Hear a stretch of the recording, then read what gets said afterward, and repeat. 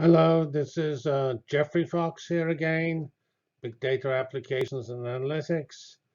And we're doing the second unit in the Sports Informatics Analytics section. And this is lesson 2 of that unit, a rather short lesson, uh, expanding on what Vince Gennaro did in the previous lesson. And this is it's actually the introduction of the video, but it's some of the more broad-based ideas of this concept of picture quality, or more generally, it can be expanded to batter quality. And this is from the introduction to that video. So in some level, in some aspects, occur before the previous lesson, but the previous lesson started with the blog, which did not have this discussion we have here. All right, so we're trying to look at looking at how batters perform against pitcher clusters. We motivated that and gave you pictures of clusters in the previous lesson. Here is where it all occurs. And we've already sort of discussed this a few times. Relief pitcher, who to put into a pitch hitter, and even the starting lineup. All of these can be affected by this analytics.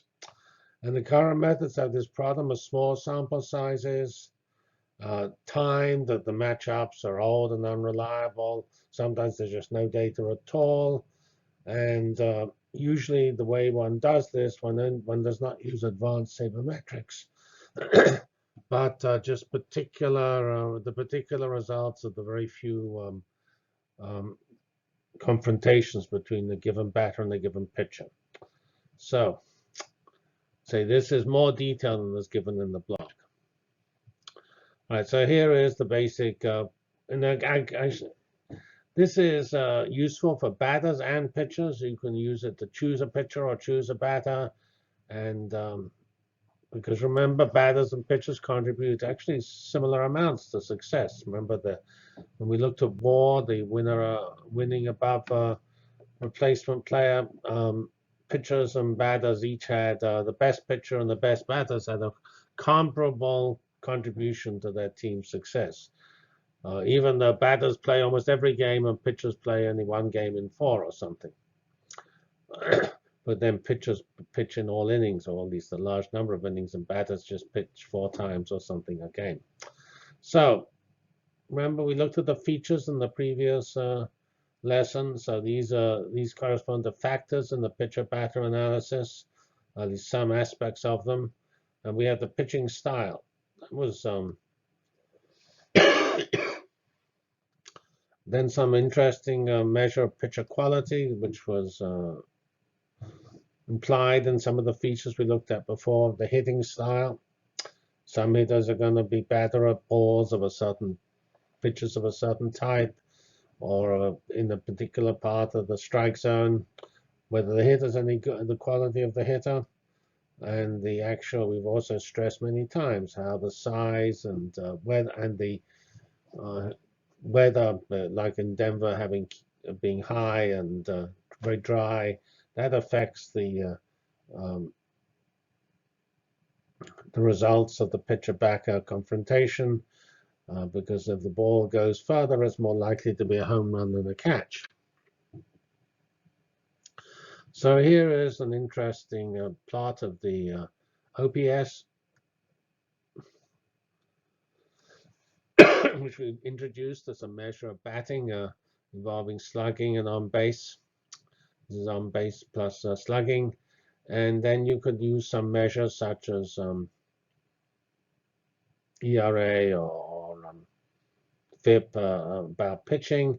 And you have here here's OPS, the y-axis, and then you plot cluster the pitchers, the best pitchers and the worst pitchers, and you can see the OPS averaged overall encounters in Major League Baseball.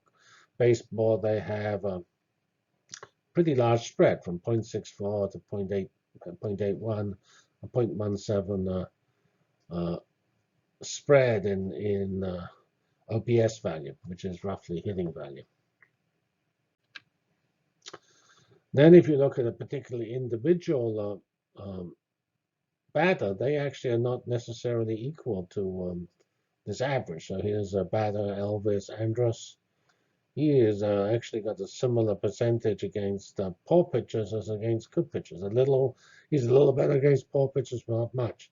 If you look at Chris Davis, he's enormously better against poor pitchers against best pitchers. So if you happen to know that in the game you're coming up against a pitcher who's really not as good as the average, then you're likely to make Chris Davis an automatic choice. Whereas if you have a top-notch pitcher, then you're more likely to choose Elvis Andrus, because just Elvis Andrus is doing very much better than Chris Davis, even though probably their average is similar. He's doing much better on great pitching. So this comes from data before 2013. I mean, remember, all this is statistical, but we're going to make a statistical model to make all our predictions. So here are some measures from his video as to what you gain by doing all of this, the return on investment. Remember, we had a 30% guy. That was one of the Yankee hitters against a particular pitcher. And then there was another Yankee player who was 70th percentile. And that would, if you did that over 81 days, you would get 19 extra runs. So that's not trivial, because remember, one win is $5 million. So 10 runs is $5 million. So each run is sort of $500,000. So not a trivial amount of money. Shows you why you pay these players so much. If one run is $500,000, that's pretty interesting numbers. If you optimize the pitch hitch 100 times, you'll get 9 runs. And if you choose the optimal relief pitcher 50 times, that's 5 runs. So here is a way of getting 33 runs, which is 3 wins, which might be all the difference between getting into the playoffs and not getting into the playoffs. So these optimizations are on the margin. So if you optimize, it may look as though you only get a smaller gain, but you actually only require a small gain because you have 162 games. And so a small number times 162 is going to take you from 95 wins to 100 wins. So that's pretty important for getting into the playoffs. And here's the final slide of this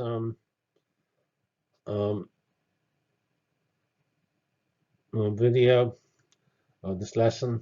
It's also the final excerpt from this particular YouTube video that I'll show in this class, and it represents future works where they're looking now not at the pitcher so much about the batter, pointing out there's different styles, and the different styles go into different parts of the ballpark. And this is what we call spatial visualization, where the balls spray around. Here's where the pitcher lands up in the strike zone with different, with obviously the color representing the success. And so you can see Joey Votto and Josh Hamilton do different parts of the strike zone pretty differently. And therefore, by looking at where the pitchers are pitching in the strike zone, you can be rather precise about which batter is likely to succeed. Or else you can even teach a batter to change their style, maybe. I don't know why the batters always have this feature of looking at preferring the top of the strike zone, or here preferring the middle horizontal of the strike zone.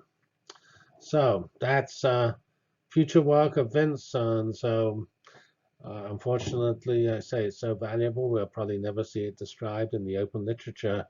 But I'm pretty certain that from what he's told us, we can reproduce all of this. This is just, inverted commas, solving standard machine learning. And once you've decided on the features, and Vince has, though he's been very generous in telling us these features, he's using standard features, which we know from just reading Wikipedia on statistics, or reading other work on sabermetrics. So that's the end of this lesson. Thank you very much. This is Geoffrey Fox signing out. Thank you. Big Data Application Analytics meets baseball. Thank you.